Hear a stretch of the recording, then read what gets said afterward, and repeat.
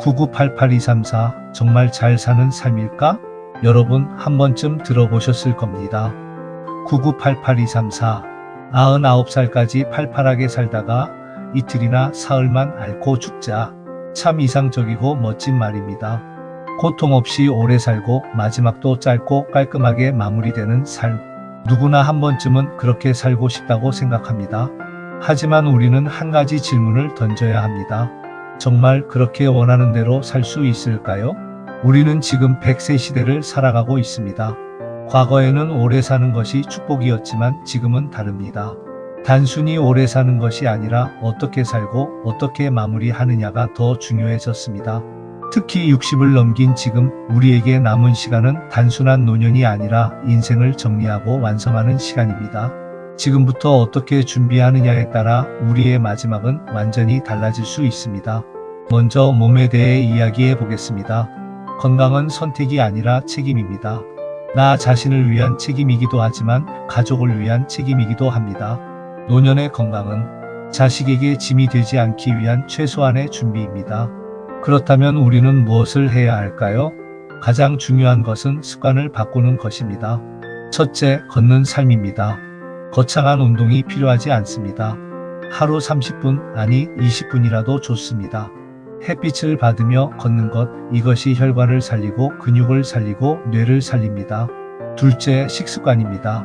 많이 먹는 것이 건강이 아닙니다. 오히려 덜 먹는 것이 건강입니다. 나이가 들수록 몸은 예전처럼 많은 양을 필요로 하지 않습니다. 짠 음식, 기름진 음식, 당이 많은 음식은 몸을 서서히 망가뜨립니다. 대신에 채소, 과일, 단백질을 균형 있게 섭취하고 저녁은 가볍게 먹는 습관을 들이십시오. 그리고 무엇보다 중요한 것은 과식하지 않는 것입니다. 조금 부족한 듯 먹는 것이 몸을 가장 오래 살리는 비결입니다. 셋째, 정기적인 건강 점검입니다. 나는 괜찮겠지라는 생각이 가장 위험합니다. 몸은 조용히 병들어 갑니다. 정기적인 검진은 병을 조기에 발견하고 삶의 질을 지키는 가장 확실한 방법입니다. 하지만 여러분, 몸보다 더 중요한 것이 있습니다. 바로 마음입니다. 몸이 건강해도 마음이 무너지면 삶은 무너집니다. 많은 분들이 노년이 되면서 더 힘들어하는 이유는 몸이 아니라 마음 때문입니다. 외로움, 후회, 미움, 분노, 이 감정들이 쌓이면 삶의 마지막은 결코 평안할 수 없습니다. 그렇다면 마음은 어떻게 준비해야 할까요? 첫째, 용서하십시오. 누군가를 미워한 채로 인생을 마무리하지 마십시오. 나는 절대 용서 못해. 이 말은 결국 자신을 묶어두는 말입니다. 용서는 상대를 위한 것이 아닙니다. 나를 자유롭게 하는 것입니다. 용서하는 순간 우리의 마음은 가벼워지고 삶은 다시 흐르기 시작합니다. 둘째, 화해하십시오. 혹시 오랫동안 연락하지 않은 사람이 있습니까? 가족과의 관계가 멀어져 있지는 않습니까? 시간이 해결해 줄 것 같지만 시간은 아무것도 해결하지 않습니다. 오히려 더 멀어지게 만듭니다.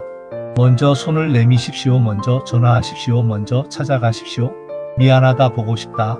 이 한마디가 관계를 다시 살립니다. 셋째, 내려놓으십시오. 우리는 너무 많은 것을 붙잡고 살아갑니다. 돈, 자존심, 과거의 상처. 하지만 마지막까지 가져갈 수 있는 것은 아무것도 없습니다. 지금 내려놓지 않으면 마지막 순간에도 내려놓기 어렵습니다. 가볍게 사는 사람만이 가볍게 떠날 수 있습니다. 넷째, 감사를 훈련하십시오. 감사는 저절로 생기지 않습니다. 의도적으로 훈련해야 합니다. 오늘 하루를 돌아보며 감사한 것을 3가지씩 떠올려 보십시오.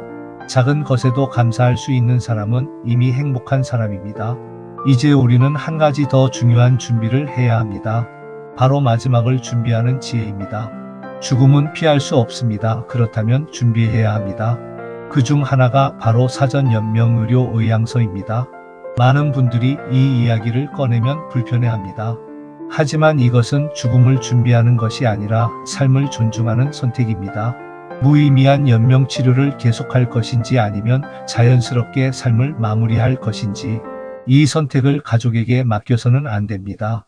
미리 자신의 의사를 밝히는 것은 가족을 위한 배려이자 자신을 위한 존엄의 선택입니다. 또 하나 중요한 것은 유언과 삶의 정리입니다. 유언장은 재산을 나누는 문서가 아니라 삶을 정리하는 마지막 메시지입니다. 내가 사랑했던 사람들에게 마지막으로 전하고 싶은 말, 그것을 남기십시오. 그리고 마지막으로 우리가 남겨야 할 것은 바로 레거시, 유산입니다. 돈보다 더 중요한 유산이 있습니다. 사람의 마음에 남는 유산입니다. 내가 어떤 사람이었는지, 어떤 삶을 살았는지, 어떤 사랑을 나누었는지, 그 기억이 진짜 유산입니다.